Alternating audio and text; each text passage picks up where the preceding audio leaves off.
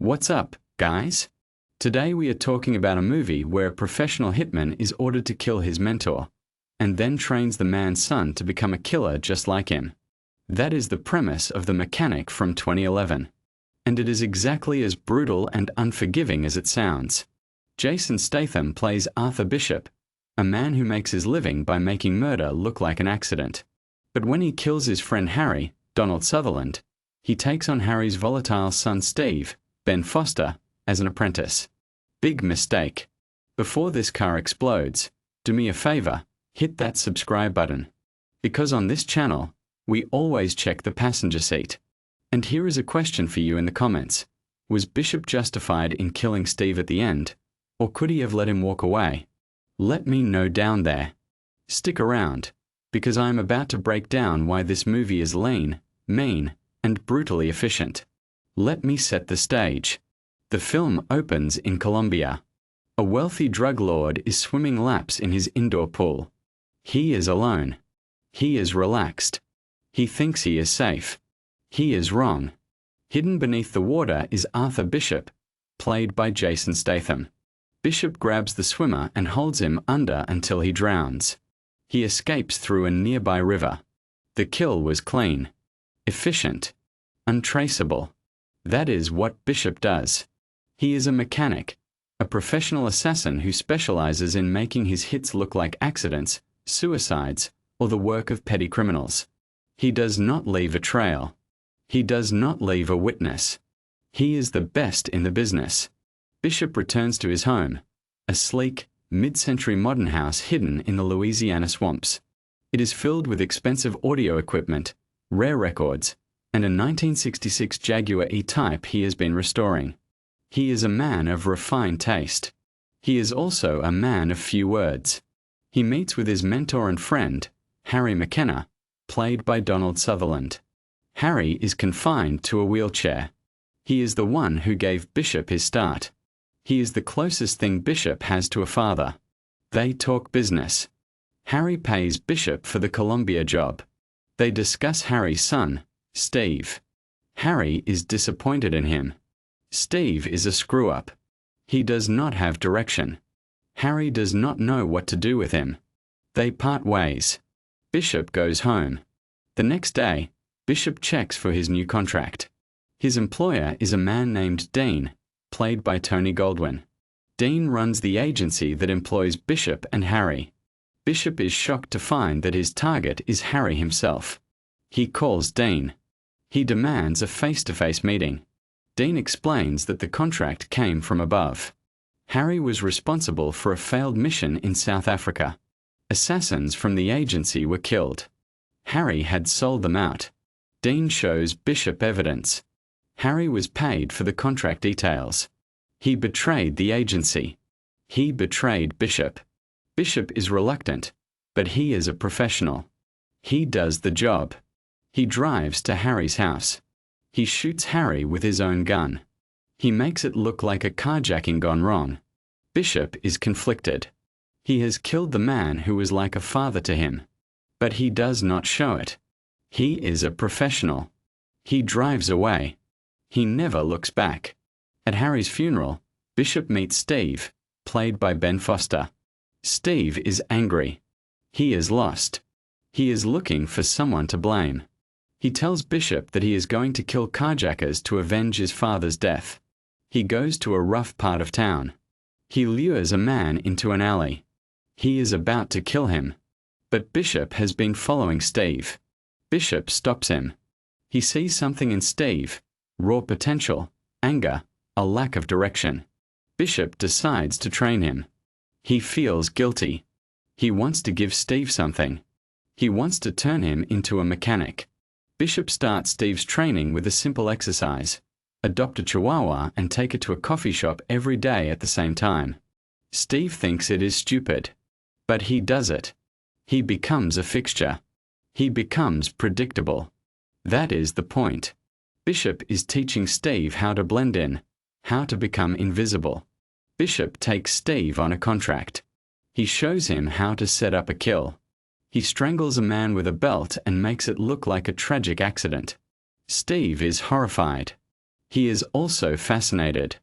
He wants to do it himself. Bishop gives Steve his own contract. The target is Burke, a mechanic for another agency.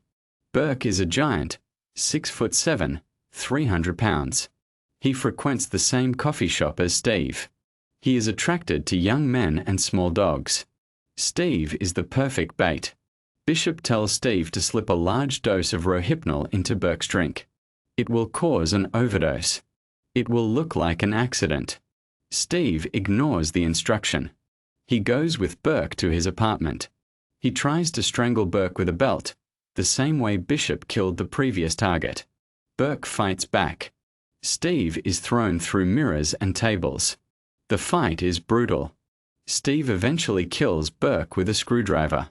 Bishop is disappointed, but he is also impressed. Steve has what it takes. Dean is not happy.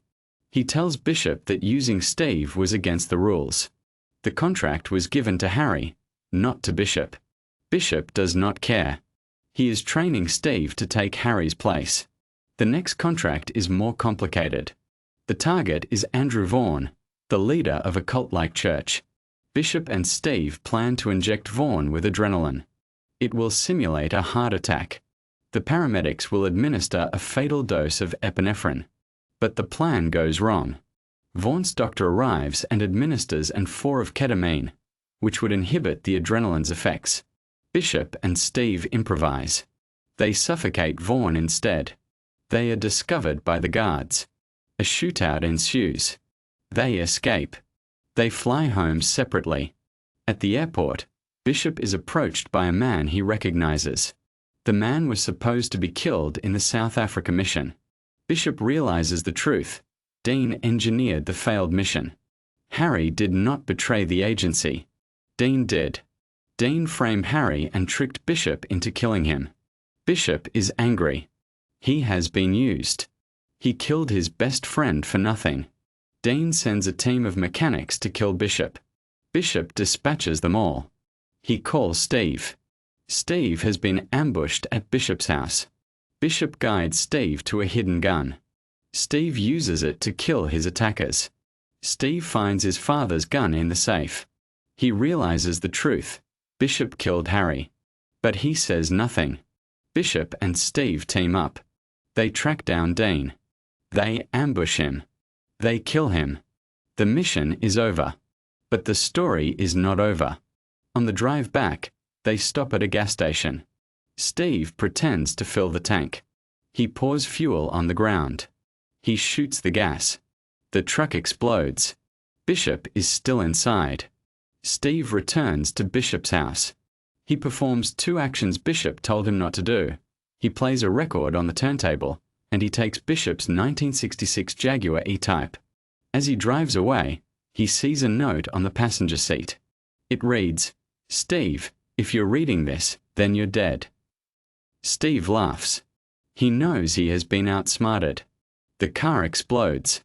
Steve is killed. Bishop's house also explodes. The turntable was rigged. Back at the gas station, security footage reveals that Bishop escaped from the truck moments before the explosion. He gets into a spare truck and drives away. Bishop is alive. Steve is dead. The mechanic has survived. The end. Now let me take a step back and give you more depth, because this movie deserves it.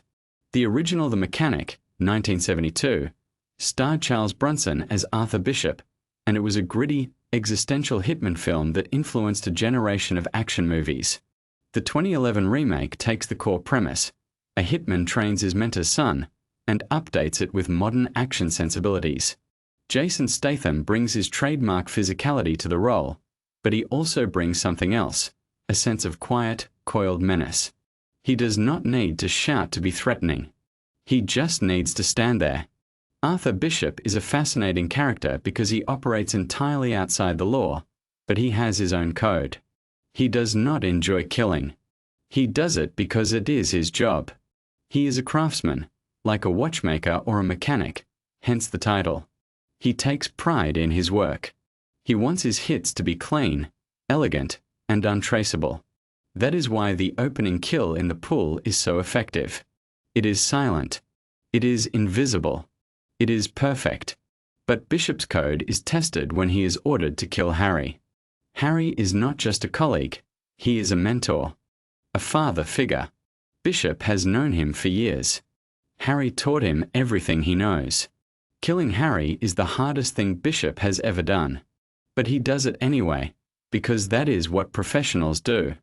They follow orders. They do not ask questions. The relationship between Bishop and Steve is the heart of the film. Bishop feels guilty about Harry's death, and he tries to make amends by training Steve. But Bishop is also using Steve. He is grooming him to become a replacement for Harry. He is trying to create a new partner, a new apprentice, a new legacy. But Steve is not like Bishop.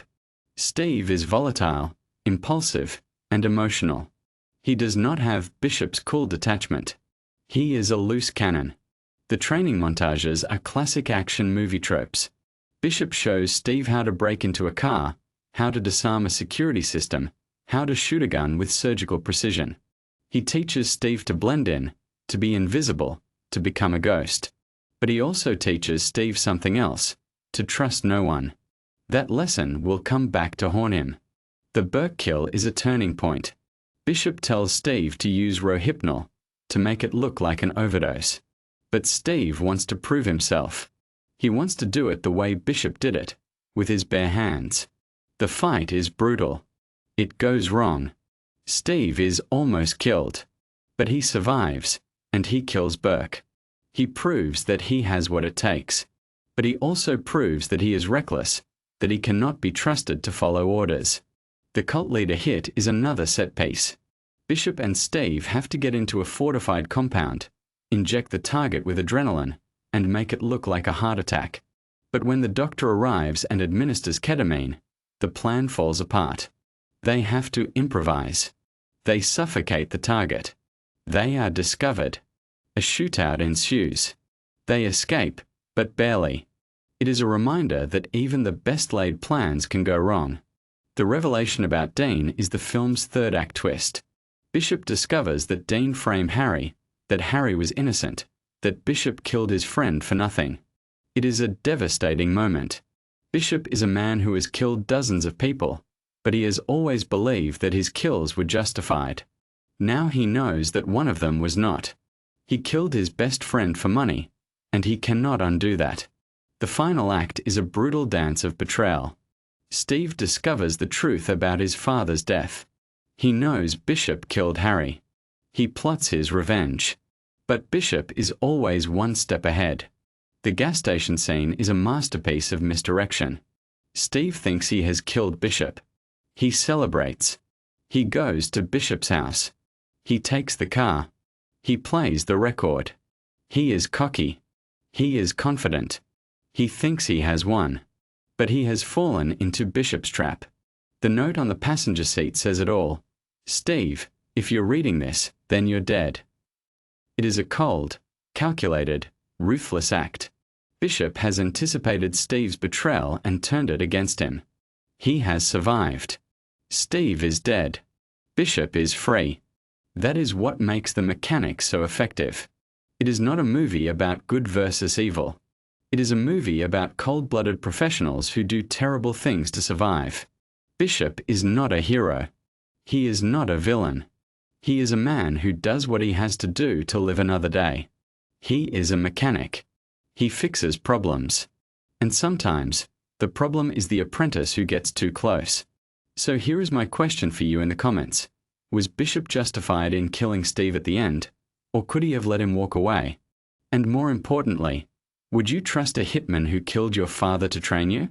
Let me know. If you enjoyed this recap, smash that like button. Subscribe for more deep dives into underrated action movies.